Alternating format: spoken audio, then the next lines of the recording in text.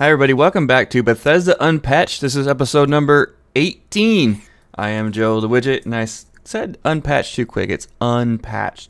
It was like unpatched. Attaboy. Yeah. Yeah. And I am joined by the space trucker extremely extraordinaire, or extraordinarily extreme, Kilo. Could go either way. I am a loose cannon and extremely debonair, and I'm 18. We're 18. We're 18. Episode 18. Yeah. Never mind. I wish I was 18 again. Right. No, I don't. No. What can I think what can we 22, do? 25 would be ideal. We can sign up for the military again. Yeah, do that all over again. Be more well We informed. can't buy cigarettes yet now, though. That's a bummer. That's why I was thinking 25. That way you're legal and everything. Yeah, and you get the insurance drop. World. What's up? How's it going? We're back into this. We're both exhausted, but we're going to do this show tonight. And tonight, we are going to be talking about the first episode of the TV show. Yes, we both watched it, both got our notes together, do a little bit of a deep dive into it. I have a little bit of gameplay, and so does Kilo, but not a whole lot. But we got a whole lot of news to cover as well. Oh, yeah. A lot. Lots of good stuff. There's a lot. So where do you want to start? We're definitely just going to go right into the news, man. We'll go to the news TV show, and then we'll go from there. Yeah, sounds good. I guess Widget was aware of this already. I just found out about it today. If you want to play Fallout New Vegas Ultimate Edition, it's free right now on Amazon Gaming. I've not tried playing anything on Amazon Gaming. I have Amazon. Gaming, yeah. It's a service off Prime. Yeah. So that is available temporarily. Let me see if my web browser is going to... And now's the perfect time to start playing it if you haven't, or if you're being nostalgic for it, because the season 2's coming out. Yep. Not far from now, and it's going to be a lot of New Vegas in there. So if you don't know about it, you're not going to catch the references, and it won't be as much fun.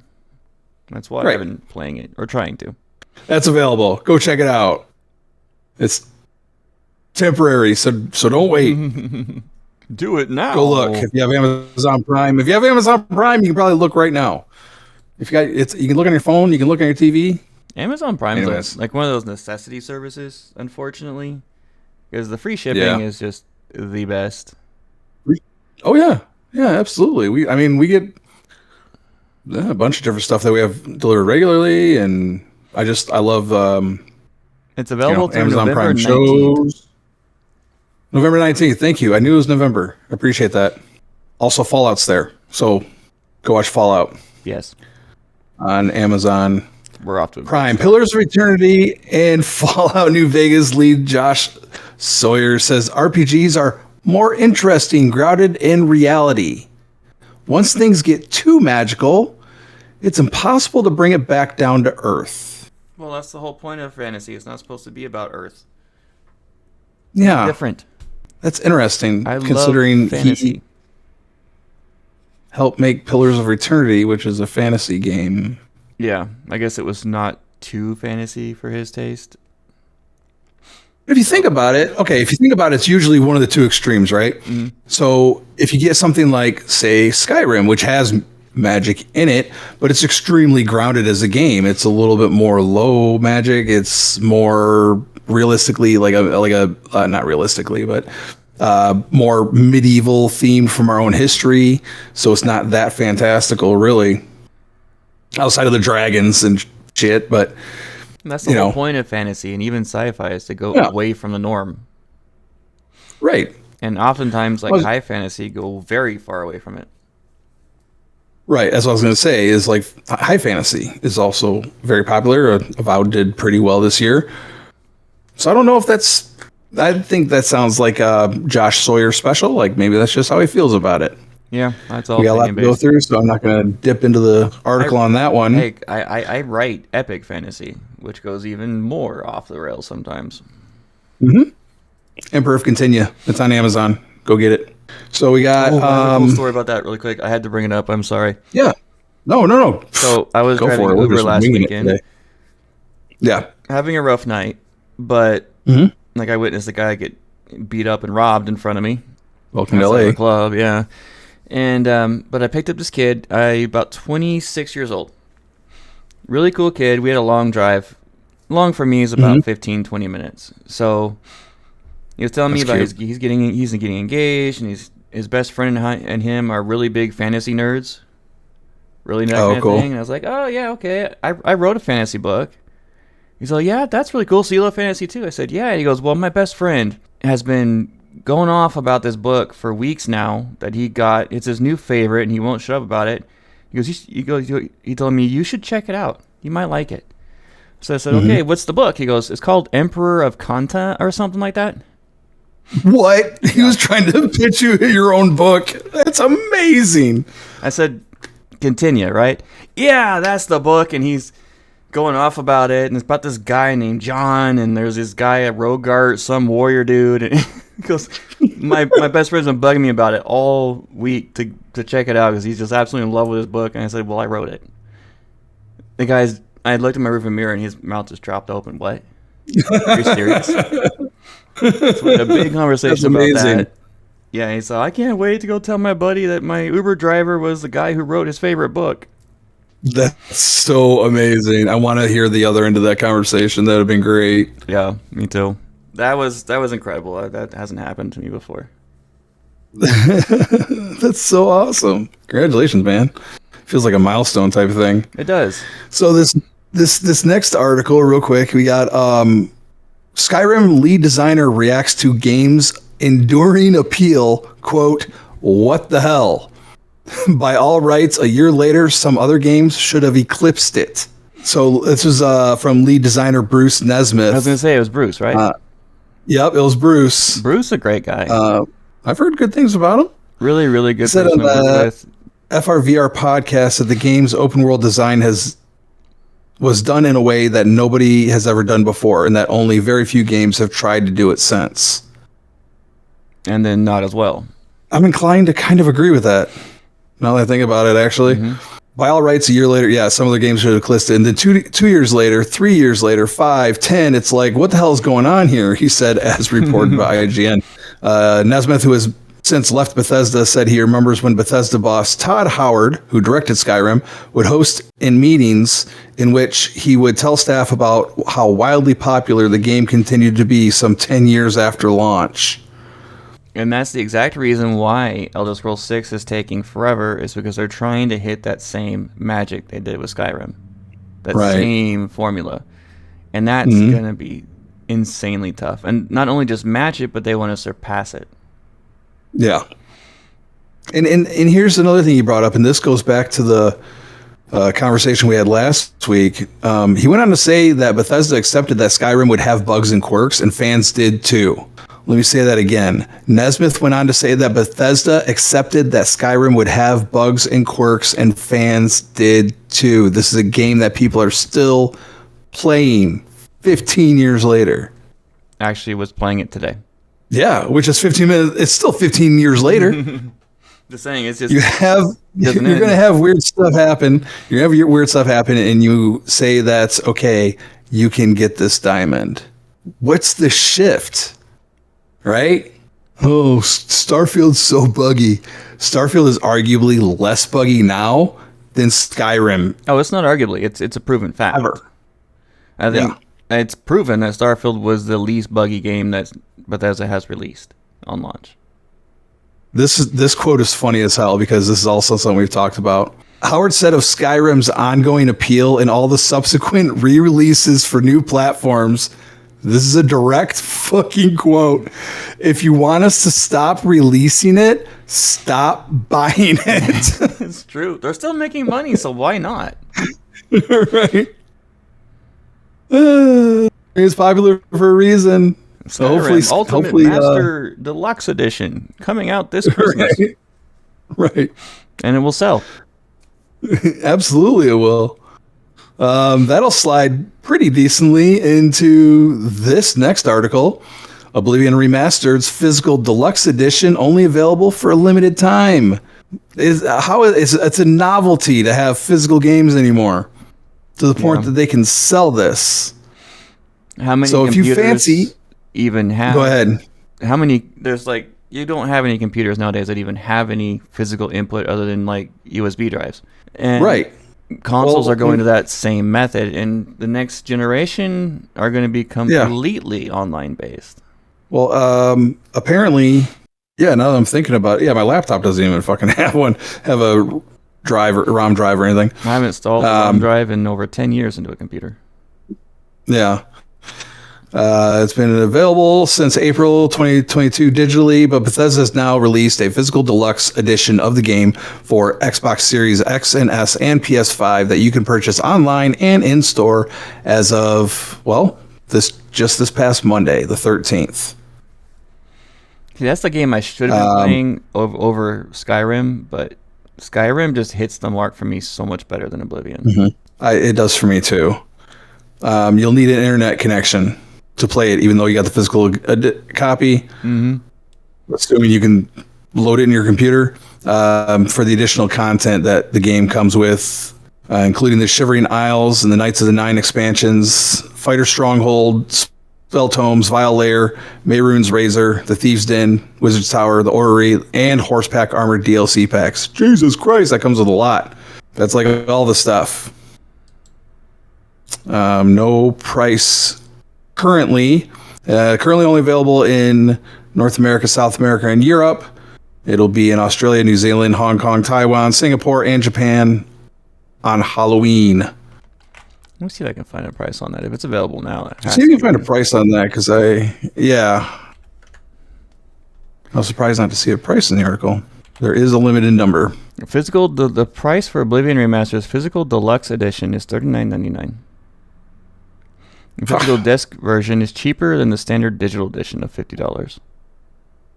And the digital deluxe, which is $60. Pretty cheap. Yeah, it's $40. That's really cheap. You know what's not cheap? Lots of what's not cheap? Groceries, gas, eggs. How about Wolfenstein 2, the new Colossus? Oh. Yeah, you can get the collector's edition for a cool $134.99. Say what? And it includes Wolfenstein 2, new Colossus game. This is all for the Switch. Steelbook, slipcase, original soundtrack, USB floppy drive, BJ Blazkowicz, and super sold out action figures, star card set, 52 count, replica album covers. You know what Bethesda needs to do? Before Elder Scrolls 6 releases, they need to release one more final edition of Skyrim. And it needs to have all like these collectible minis and collectibles put into it in a box set with all the different additions to it in physical format and sell it for $250. I'll buy one. There you go. There's your Hey Bethesda. You know, I'm looking at this picture of the little action figures. Mm-hmm. They look like G.I. Joes. Like they got the same like arm articulation as G.I. Joes. They look like G.I. Joes. Oh, there's a throwback. I'll show it in the video format. But for you guys listening on audio, you can go look it up. Oh, dude, the USB is in the shape of a 3.5 floppy. I just saw that. That's pretty wild. That's fucking amazing. The star cards, oh my god, I want cool. this. I want this now. Yeah. The action figures bring me back to the 80s and 90s. Yep, 100%, dude. Oh man, I was big into G.I. Joe back in the day. 100%. I got something that carried on. I had so many of the original Star Wars action figures when I was a kid. If I would have all of them, Star Wars one, they'd be worth a freaking fortune. Yep. I sold most of my collection to help buy my first car. All of my stuff went to neighborhood kids after I moved out of my parents' house. I come home, look at no shit, because I come home and I had a plastic crate with a lid.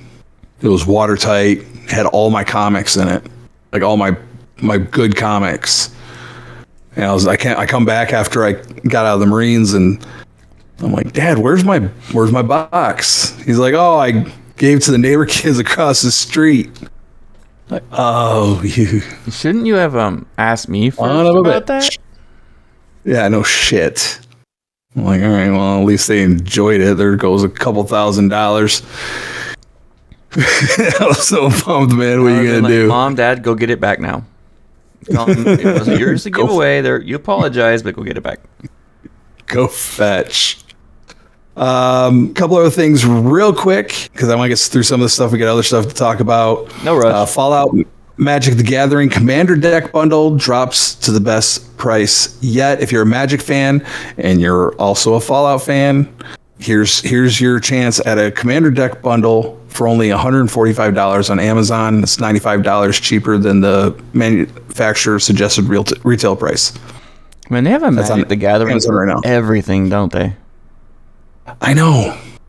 I'm kind of like wondering like when that would be messed up. I bet they couldn't do that. I was just thinking, I'm like, because a lot of the Magic the Gathering stuff came over into D&D and vice versa. Yeah. Like Eberron was Magic the Gathering. And I was like, oh, what if Fallout came into D&D? I'm like, oh, right. We already have that game, and I've played it. And it's way cooler than what I'm sure Hasbro would come up with. Words of the, WotC. And now I'm just rambling. Okay. That's what happens when you get tired. Oh, dude, I'm like chatty when I get super tired. So I'm surprised I'm not just like completely talking your off and taking over the entire show right now. I've had to check you a couple of times. That's all right. I got you, boss. So we got this one's cool. I'm gonna talk about this one because this one's cool and my brain's not working. Skyrim Unreal Engine 5 remake leaves gamers floored. Really? And my wonderful partner here is going to put it into the video, I'm sure, because there's a video down here, and it is gorgeous. That is very beautiful. It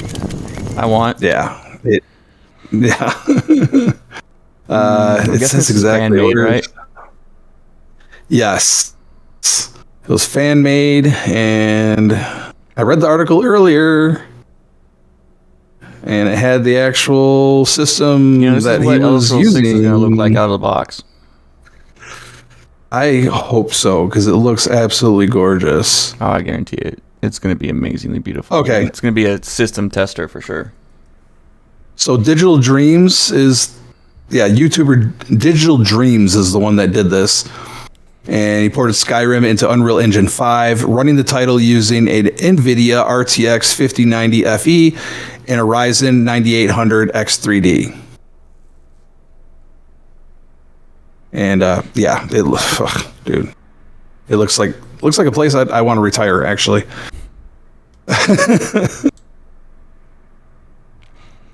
The YouTuber I talked about the other night never got back to us yet. Okay. Well, we'll just have to see. Yeah, we'll hope. Hey, if you are do something in the Bethesdaverse, and throwing this out here, that you do publicly go for or want to do publicly, email us. Give us a shout out. You can message us on our Discord. Yeah. We'll talk to you, and if it's something that we're interested in, we'll bring you on the show. And you can join us as a guest on the show. For sure. We like bringing the Bethesda community together. We do, indeed, actually. That wasn't a joke. We do. It's nice to get together with other people who have passion about the same content. Let's see. So we got a new event coming in Elder Scrolls Online. Oh, a new one. Yeah. Adventurers will soon be able to begin destroying the writhing wall in the Elder Scrolls Online. We talked about this one briefly. This is a big one. We did talk about this one briefly. It's going to be adding a lot of new content. And that map is giant. And there's still a whole lot of that map that's not available to play in yet. Mm-hmm.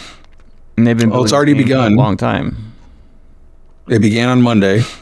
Oh, I need to play this game again. Dang it. I really want to. All players will be able to begin helping with the war effort to bring down the wall across a multi-week, multi-phase event called the Writhing Wall. Yes, I've been wanting to get it back in with the multi-class because one of my favorite classes is the Dragon Knight.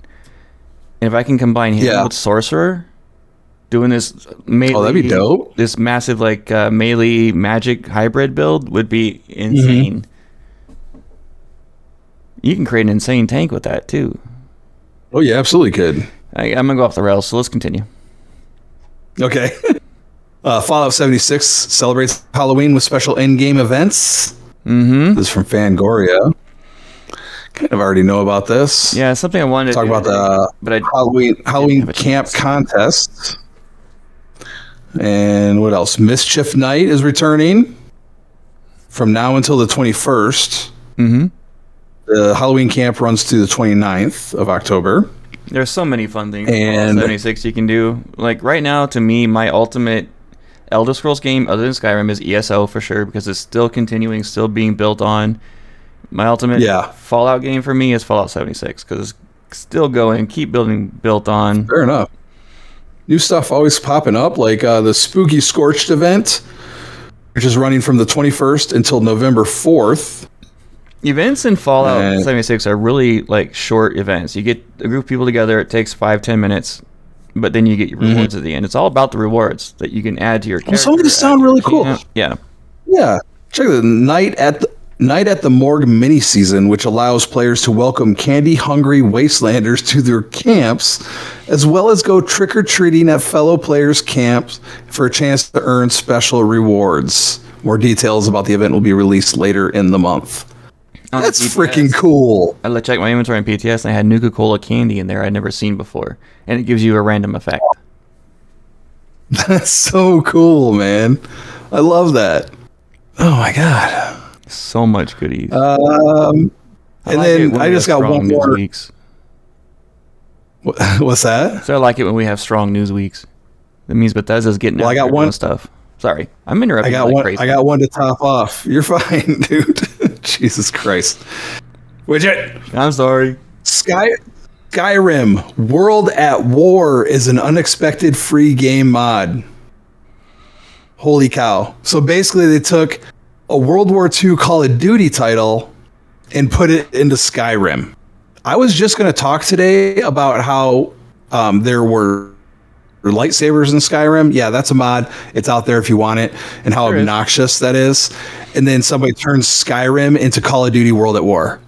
It's so fucking crazy. I don't know why people think this kind of stuff's a good idea. I really don't. It's got to be so broken, dude. I want to see video on it. Wait. Skyrim's Unreal Engine 5 overhaul available for you to download now? Yeah, it's a mod. I'm going to have to look at that. Didn't I say that?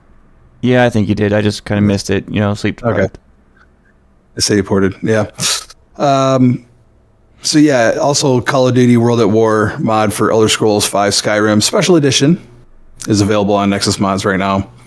And apparently random battles can break out with flamethrowers and rocket launchers and tanks. Tanks in there.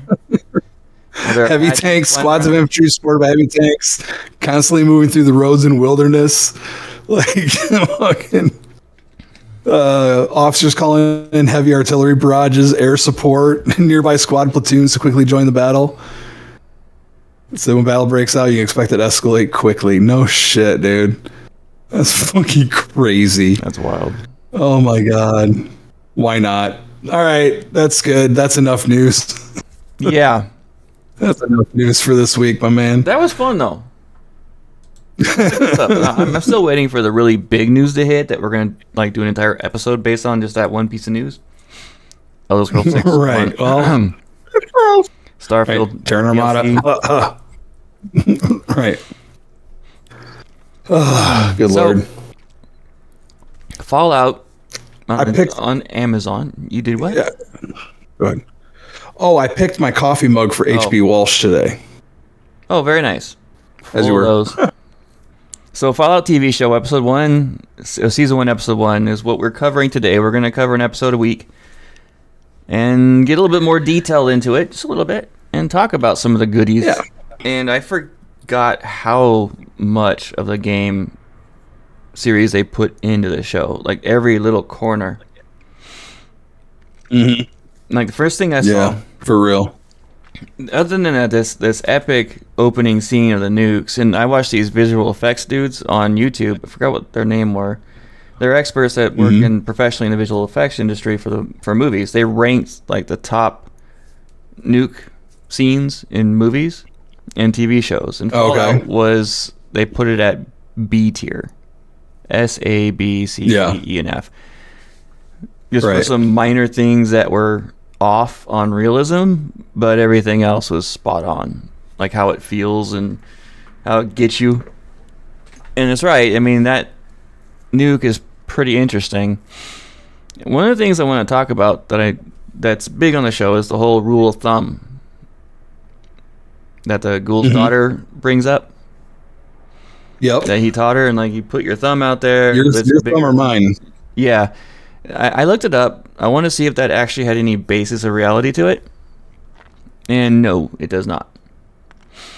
It is something that was just created for and popularized by Fallout games. So it is something that has been brought in the games themselves. I wasn't sure of that either.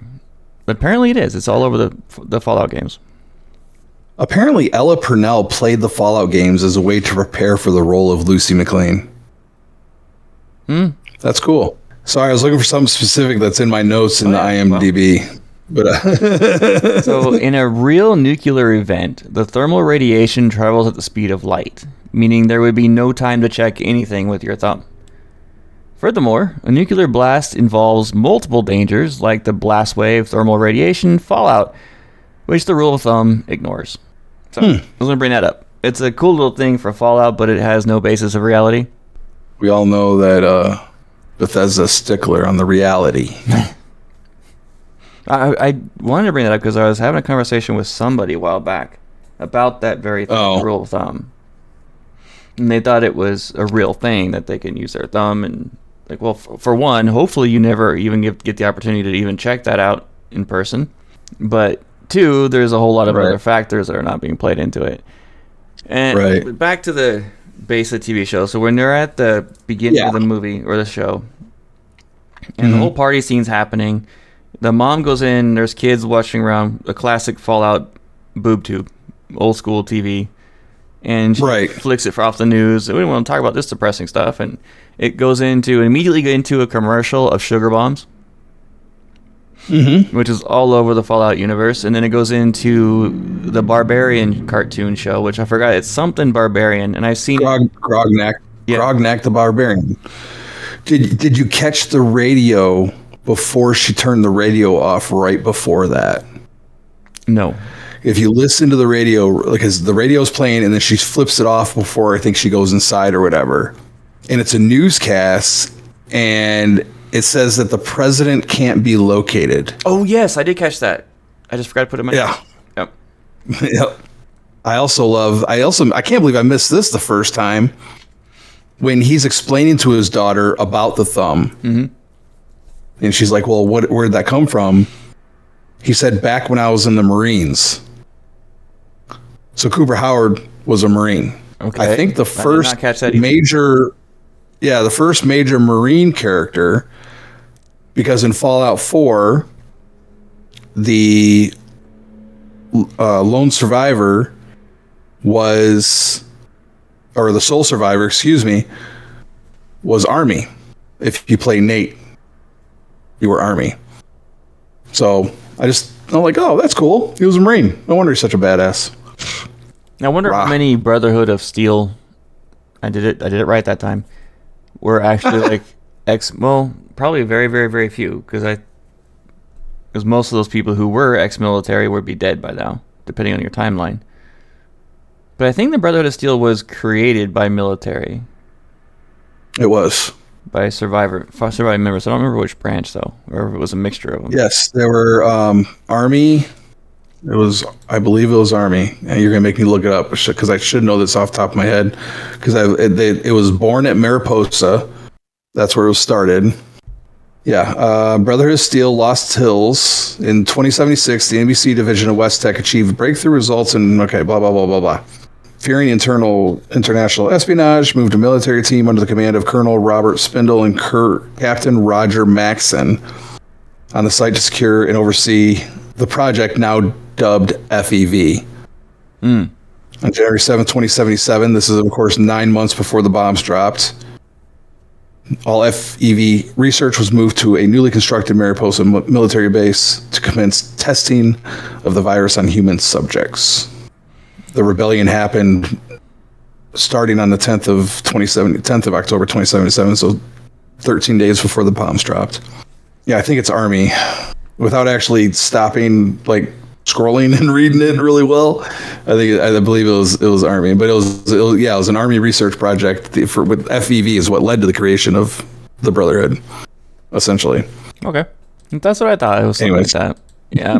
Also, briefly in the beginning, during the birthday party, you get a brief glimpse of a Mr. Handy before you see one that goes psycho. Yep, he talks to the mom or whatever as she's walking by. I remember that. Man, the Lord of the Flies symptom as soon as those bombs go off. Yeah, everyone just for themselves, and then that guy punching out the other dude trying to get into his shelter. Yeah, punching his buddy for trying to get in the shelter. Yeah, that's absolutely wild. In a way, it makes sense because they probably just got just enough for his family to survive down there, and if they bring in another family, they won't survive very long. So what about down in the vault? Lucy's little fun time. I wanted to talk which fun time are you talking about? Quite a few. The Tri-Vault experiment, and probably something we have to talk about later on in later episodes. Because I was trying to remember there was something important about it. And it was an experiment. Most vaults in the Fallout universe are some form of either social or scientific experiment. This is the only one where it's a Tri-Vault where 3 vaults are connected. Right. And I believe there was one of them that doesn't ever communicate really to the other two because it's more like an overseer base. 33? Yeah. There's 31, 32, 33. Yeah. I think it's 30 because 31 is where Lucy's from, right? And then 32 is the other one. Did you catch... I'm pretty sure I'm right about this. When Lucy is doing her little speech... trying to application to get married, basically, when she's running down her list of skills, I can't be 100%. I didn't have a chance to go back and rewind it. I'm sure somebody will correct me if I'm wrong, but I'm pretty sure that was a demonstration of Lucy's special skills. Yes, that does make a lot of sense, like from the game. The different things that she's good at. Yep. It makes a lot of sense. So I thought that was pretty nifty. Shooting, the mixed martial arts she was doing for strength, the shooting with agility. Yeah, you're right. Yep. It was a special breakdown. You got American history, which would be intelligence. The only thing I wasn't sure about was, there's also science. But the only thing I wasn't sure about was luck. I have to go back. That's why I was looking at the IMDb. I figured somebody would have caught that. I have to go back and check that one out again. But I thought that was super. I remember reading somewhere about that too. That's exactly. Yeah, I think I remember. Yeah. Those of you who don't know Fallout very well, special is your ability list for your character. So special strength, or S is strength, P is perception, E is endurance, charisma, intelligence, agility, and luck. So that's special. Yep. I think I don't know. Did I talk to you about this? Did I talk to my wife about this? Man, dude. I wish I had smoked, because then I could claim to be high instead of my brain just not working. It happens. I'm like, the Raiders. Oh, no. Yeah, we did talk about this earlier. Actually, pre-show. Fucking Christ. Catch up, KT. The way the Raiders were acting before the attack, like they're like the one woman was eating with her. Yeah, one that was eating with her hands, or stealing food from another plate. Right. Yeah, just not acting right. And after Lucy's little wedding, and they go back to their house. Mm-hmm. She's giving the guy a tour, and she turns around, and they're standing there butt naked. Yeah, he's like, and when Lucy looks at him and goes, "Okie dokie," and he goes right into it. Okie dokie. dying. One of my So favorite funny. scenes of the whole vault right there. That was so good. Just the way We're she still- delivered that line. We still get likes on Ella Purnell picture every day, by the way, on our lemonade. she's a good looking girl. The other, and then Monty, when he goes and turns on the water, turns it off, turns it back on like he's never seen running water before. And then he uses the blender to fill it up to drink out of. That's so funny. There's so much attention to detail that they do in this game. And like when Lucy gets into a fight and she's injured with a stab wound, she goes right to a med kit after she beats up the dude in a really gross way. She pulls out, immediately grabs brain fart. Stim pack, thank you. And I have it written right there in front of my face. I did not look at it. And sticks her with it. And just like she's good to go. Yep, and just like in the Bethesda games, it's in the bathroom right next to the mirror there. Yep. Now, right before that, there's a couple things that I picked up on that I thought was interesting. One, Henry foreshadowing change, meaning the change that Lucy was eventually going to go through. Talking about going to the surface. Oh, yeah. Norman, right off the rip, Norman, her brother, was picking up on things right away. Especially with Lee Moldaver. I think he was zeroing in on that right away. And how amazing was it when the fight starts, everything's happening, and the projector gets shot, and then the projection on the screen against the walls turns into what looks like, fire and like a nuclear explosion.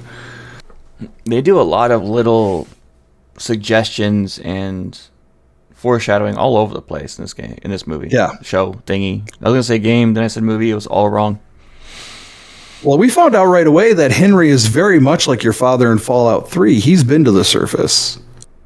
And it's interesting, if you look, you realize he fights like the Raiders. When he saves Lucy from the Raider who's about to pop her, he goes so far. I mean, he beats him with a shovel. Yeah. Which is great. There's nothing funnier to me for some reason than the sound of a shovel against the skull. Okay, we got to talk off the air about. You can blame. Listen, there was a website in the early days of the internet called Dysfunction Junction, and it was all fucked up videos that YouTube probably wouldn't even let go today. I mean, you could find anything fucked up. And there's one video in particular that was just a picture of a dude sitting on a retaining wall in front of a street in front of a house. And all you see is this dude's back. And then you see this dude walk into the fucking frame with a shovel, and he just clocks this dude upside the head with the shovel. Bing! It made the best sound. I probably watched that video about 24 times. It was amazing. And now I'm starting to worry about my co-host. Don't at me.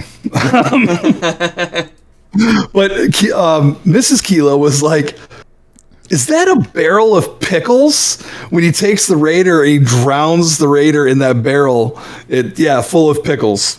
It's like, it's savage. He used what he had to get done what he had to get done. Is definitely a Raider mentality. The whole Jello cakes. Yeah. Get the Jello cakes the fuck out of here. It makes sense that it would be a Jello cake and not your traditional cake, because traditional cake requires eggs and flour and things like that don't preserve very well unless you have them there. Right. But gelatin can be rendered, and that with water and heat, and then boom, you have Jello. So that's super interesting. The Moldiver choice with the bomb, which I thought was curious. And then Lee Moldiver walks up to Lucy behind the door and says, "You look just like your mother." Yes. That was a big, big foreshadowing moment. Absolutely. It was just, I don't know. It was interesting that they went that way with it, her or them, but then they still all escaped before the bomb exploded. But it gave her the time she needed to get Hank out of there. So thus, that story arc begins. And then it cuts into the Brotherhood of Steel, Maximus. Yeah, do you realize how much Maximus gets his ass kicked in this show? A lot. Like episode 1, complete wimp, like Lucy's brother, just complete wimp. Yeah, absolutely. But see, Lucy's brother, he knows he's a wimp and owns it. Maximus thinks he's tough when he's not. Yet. Yeah. And listen, I know you have a thing about gore in media. I know, whether it's video games or TV, you got a thing. You don't like the gore. You don't like it. You don't care for it. It doesn't bother me. Usually the gorier, the better. The Cell, if you ever get a chance to watch that 90s shit show, extremely twisted stuff. I enjoyed it. You're talking to the guy. When I realized I wanted to write, realized I enjoyed writing, was 7th grade, and I was the only one that didn't write a cutesy Halloween story. I wrote a horror story that involved like people getting disemboweled by demonic dogs. Oh, okay.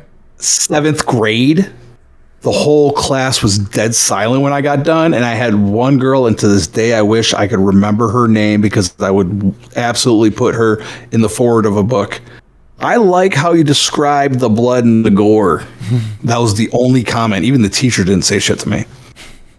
I knew I loved it. Like from that reaction right there, boom, I loved it. However, I got certain things I can't handle. Dude, the razor blade in the boots. Oh, yes. Oh, my God. I'm cringing just thinking about it now. The amount of pain. Oh, my God. Nope. Yep, and it was like off to the side. So, that's like right along the side of your Achilles tendon, like behind the ankle. Like, Probably never will write or walk again correctly. Oh, yeah, absolutely. But they get to stay inside of the Brotherhood. So, at least that, I guess.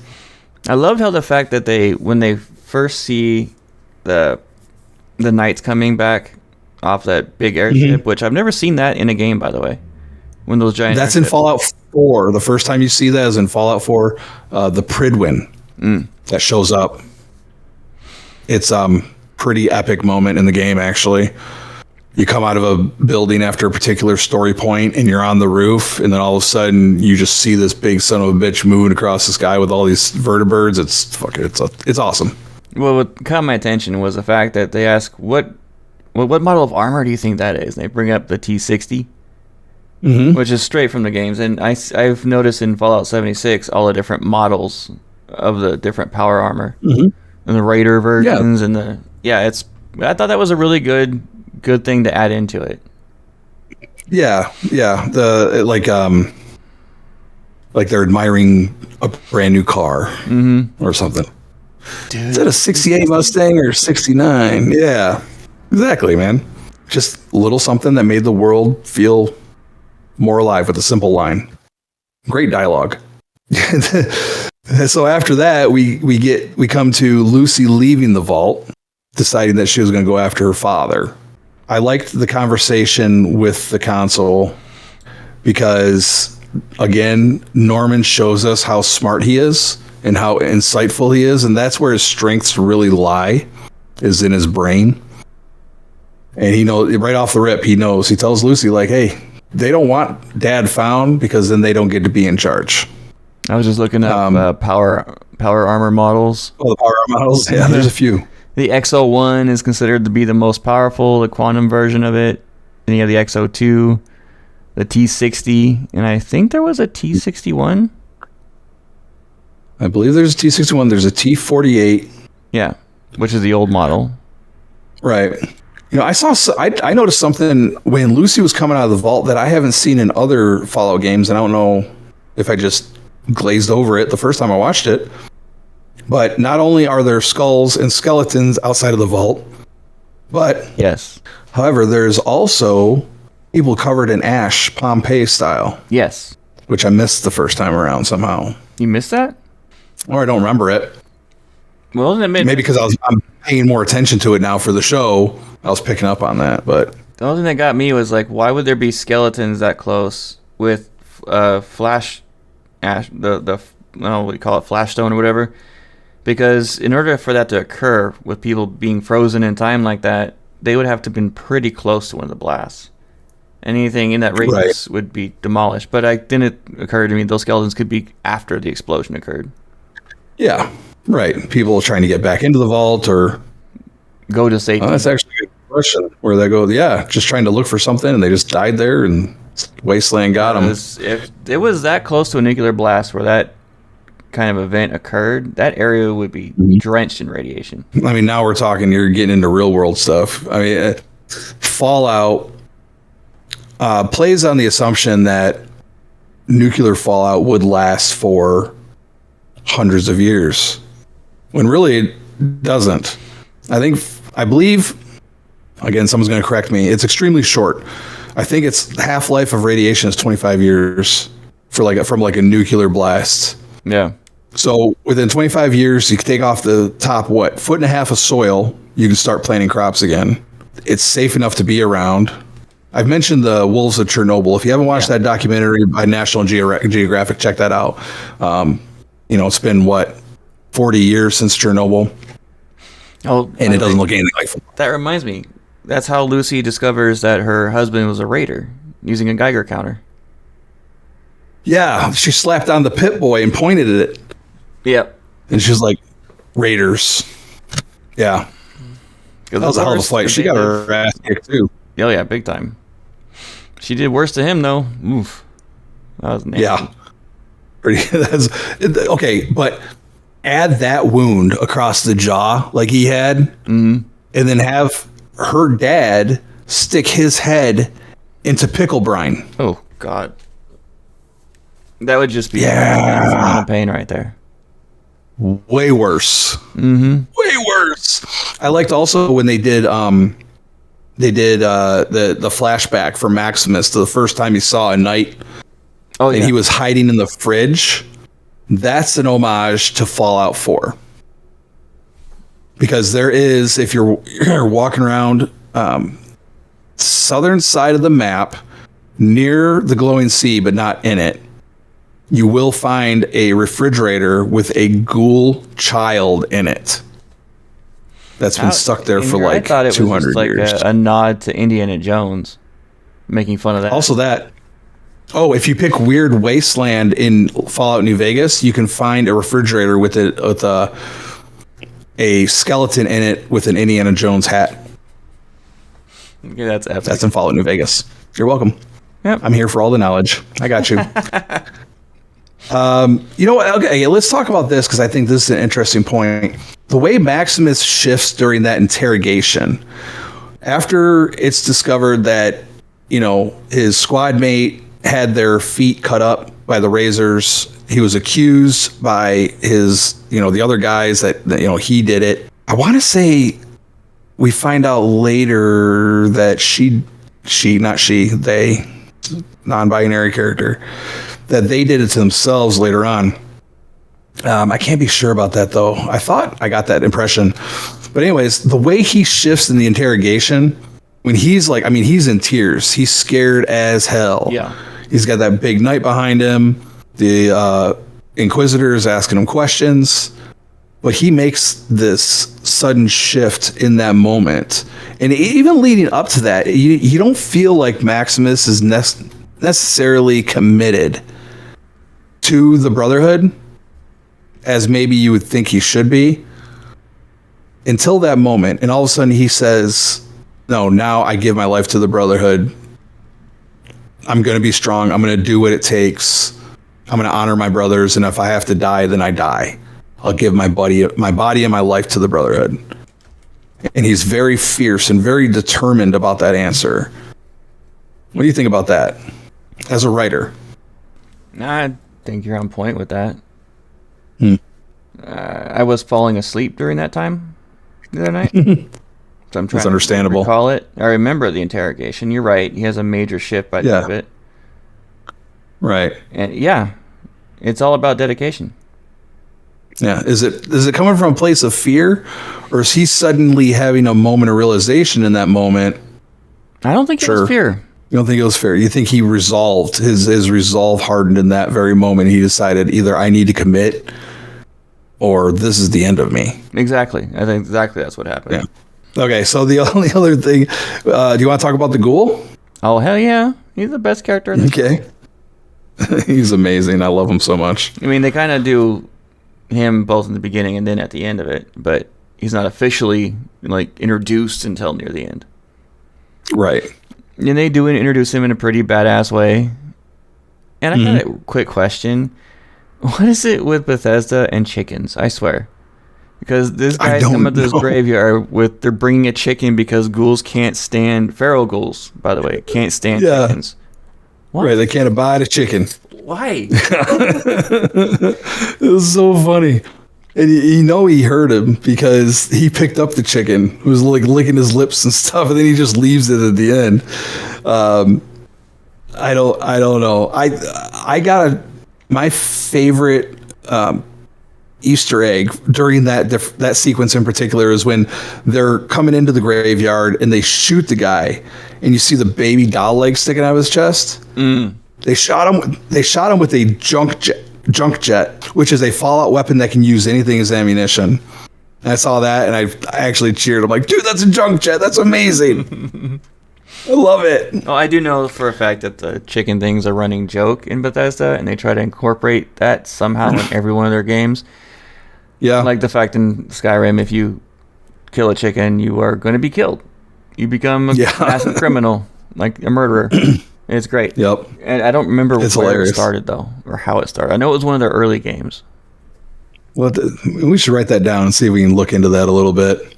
The whole sequence with him is just absolutely amazing. I am curious about the guy who's keeping him buried there.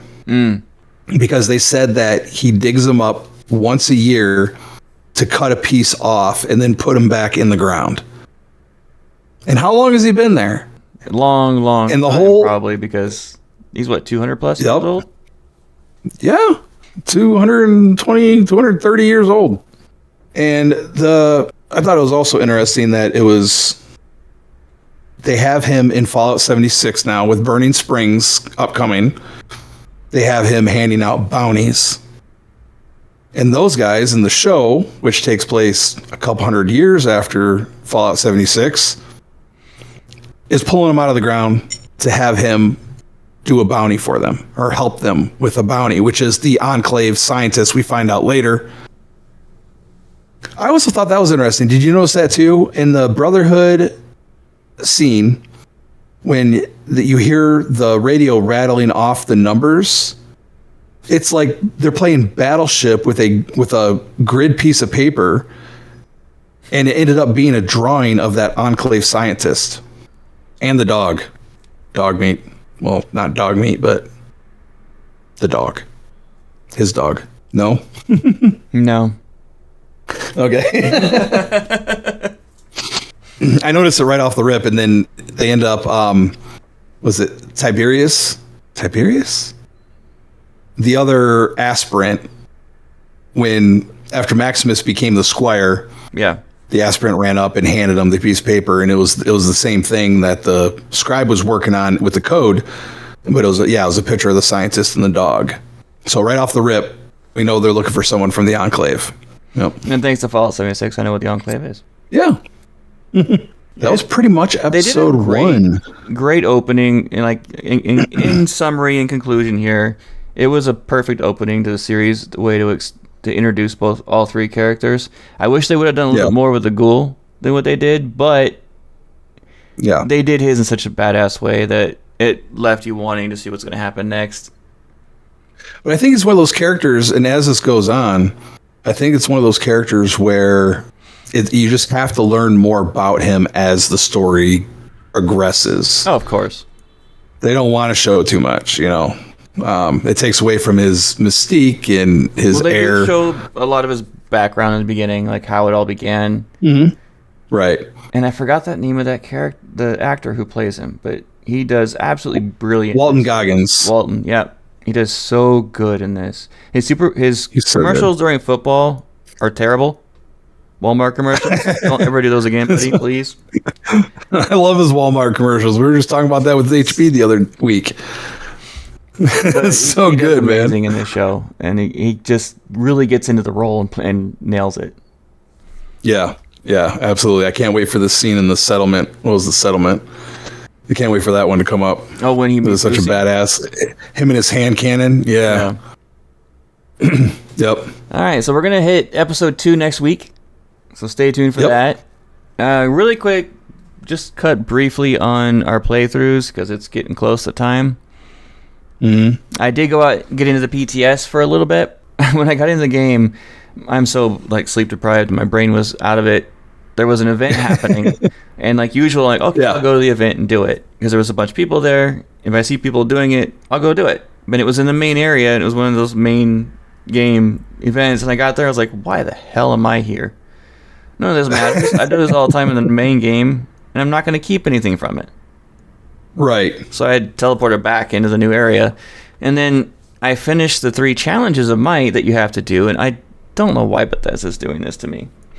You have to do these 3 challenges because in the game, there's a whole list of different challenges you can do based off of different events, based off of different areas and zones of the game. And they have a whole list of new challenges for the burning. Yeah. And you have to do 3 of them, challenges of might, before this dude will let you continue on to he's basically appraising you for the king. The rest right. of it. And see if you're working, basically. And when you get those 3 done, I was like, I finally got them done. They're just 3 random challenges that you could do in the world. Got there, went there and talked to him, was excited to do the next part of the story, and he goes, no, I don't trust you enough yet. I want you to do 4 more challenges for me. And you're like, and one of your responses is like, okay, so you're coming up with this top of your head, aren't you? Just being an ass. It doesn't matter. It's what I say goes. And you have to do 4 tests of dominance. And I looked at them, and you have to do one of the bounties, which is fine. I love doing the bounties anyway. But then you have to kill 30 enemies with fire, or you have to kill 10 death claws using weak points, or you have to get 30 criticals in VATS, and I don't use VATS. Jesus. I don't use anything fire. So my options are pretty limited. I gotta no kidding. Go hunt death claws. And I did the bounty, which I did pretty easily. Okay. Because the last thing I did in the PTS was I talked about the big bounties last week, and about what I was interested in them. And they're the server-wide events that you go hunt down these people that when you post it. So apparently when you post a bounty on the board, it creates an event on the map that everyone can go and join.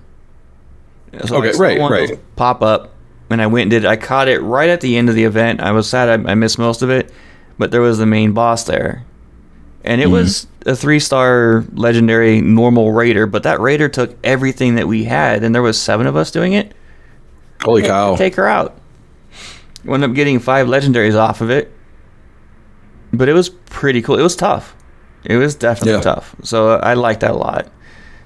Nice. I got one of the 4 challenges done, and I was like, you know what? I really want to know what happens next in this story, because I want to experience it when it goes live. Yeah. So I just cut it off right there. I'm not going to do the PTS anymore. I'm going to wait until it comes out in December. I was going to go back into normal Fallout 76 and continue on with the Brotherhood of Steel, but then I was like, no, I really want to play something fantasy, so I went into Skyrim. Respectable decision. Yeah. I mean, I love Fallout 76. It's my jam, but I love Skyrim. And all my years of playing Skyrim, and now I got ESO on my mind. I've only finished the main Dragon Quest twice. Okay. That's all I've done it. So I figured, you know what? I'm going to do it again because I barely remember it at all. And I am at the point where I have to infiltrate the Thalmor embassy. Because they're suspected of being, And you have to go talk to this character, Malborn, at a bar in the main city I forgot the name of. And you're supposed to give him your gear that he's going to smuggle in for you. Because you're going to go in with nothing but your party outfit. I give him my bow, all my stealth outfit, and that guy is such an ass. I forgot how much of an a-hole he is. And he's sitting there, the first thing he says is, really? You're the one she picked? I really hope she knows what she's doing, and kind of arrogant a-hole. And I was like, this is the moment where I wish we could just kill NPCs. I don't care if I failed with the quest. I just take him out. I'll show him really quick why I was picked. So yeah, it was... When I went in there, I figured, because you have to go make a distraction. I could not remember how... I know there's several different ways you can do it. So I couldn't remember any of them. So I went and talked to this guy on the bench that was complaining he wanted another drink. Wound up stealing a bottle of wine, giving it to him to make him belligerent. And I asked him, he goes, well, I can do anything you want. You were so helpful. Well, create a scene. So he gets up, and this speech is hilarious. So I don't remember that. Yeah, it's one of the options. I don't remember if I did it before, but that particular way of doing it. I remember I've done it 2 different ways, now 3. And you have to sneak up and find this building on the outside of the courtyard. And I figured, you know what? I'm going to just be stealthy and go the entire way without being seen and get in there, get out, and without ever being seen. I don't think I've ever done that. And I think I remembered why I've never done it, because it's nearly impossible. I am nearly maxed out in stealth.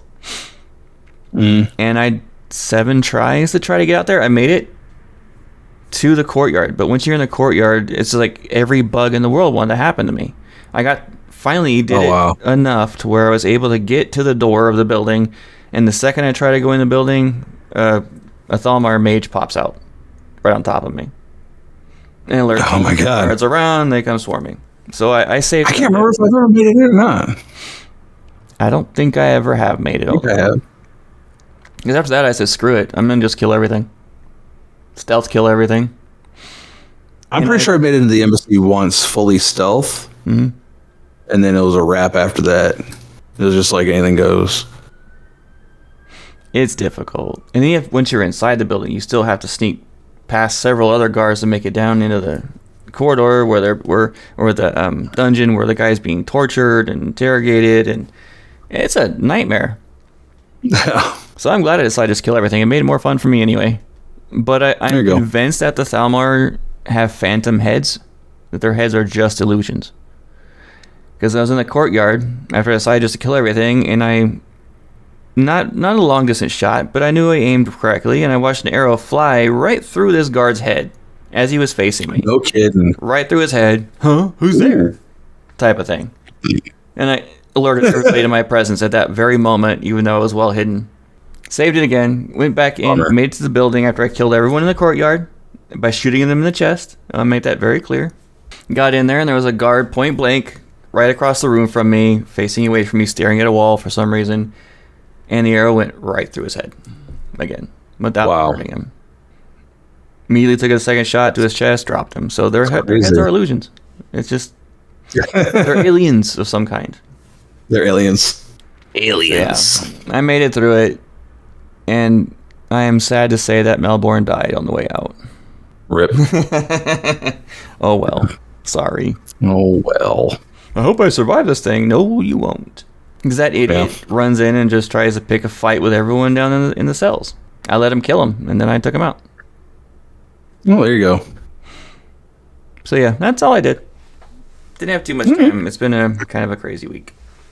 Yeah, I mean, it was for me too. I did get back into Starfield.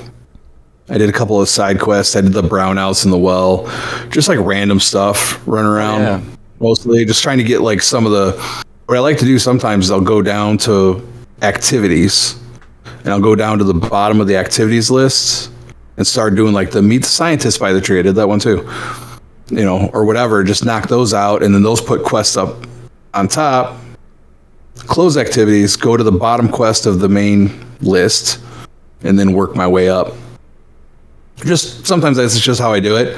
I went back to Watchtower, however, and I started doing you do the one listening post. I talked about that last episode. Yeah. And then they send you to another listening post. Here's what happened. I go down to this listening post, fight the dudes, get the information off the computer about the satellite or the survey station, whatever. I go back up into orbit. Now, you'll remember last time I talked about this, I had an issue where I would pop into orbit off of a listening post and it would just be a dozen ships and then 2 dozen. Like literally, I'm fighting like 3 dozen plus ships up in orbit trying to destroy these sensor arrays. There it is. I get up into orbit this time, no Watchtower ships.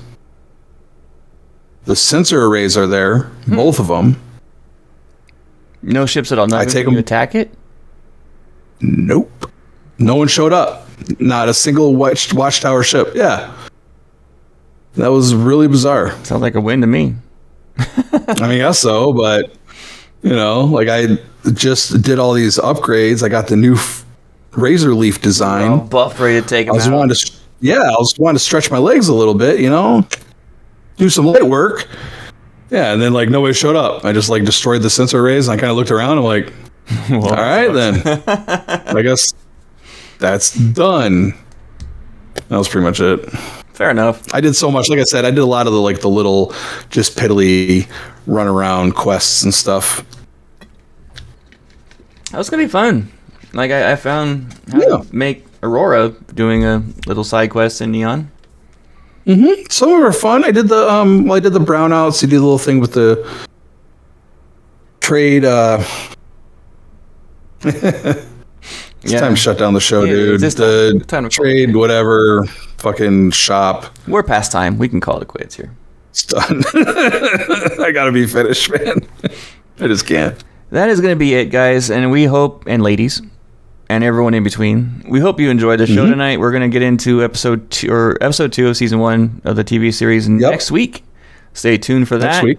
Hopefully, I'll have a much better video version out this week, so I'm going to have some time, hopefully, to do it. Hopefully.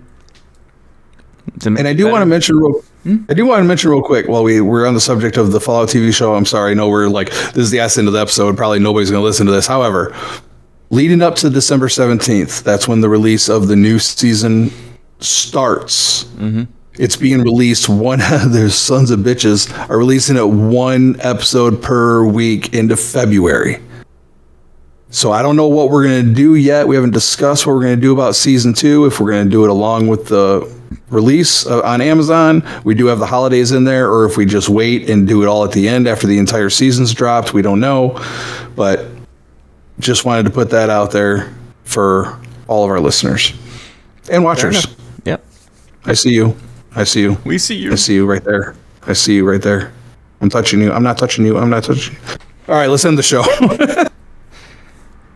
Please like and subscribe on our videos in YouTube. We really, really need that and appreciate it. And if you can drop your 5-star reviews on Spotify and iTunes, that's also a huge, massive help. We're going to go through again and shout out to some of those, the good reviews down the road, like we've done in the past. Mm-hmm. And thanks so much for listening, and have a fantastic week in Bethesdaverse. I apologize, and peace out.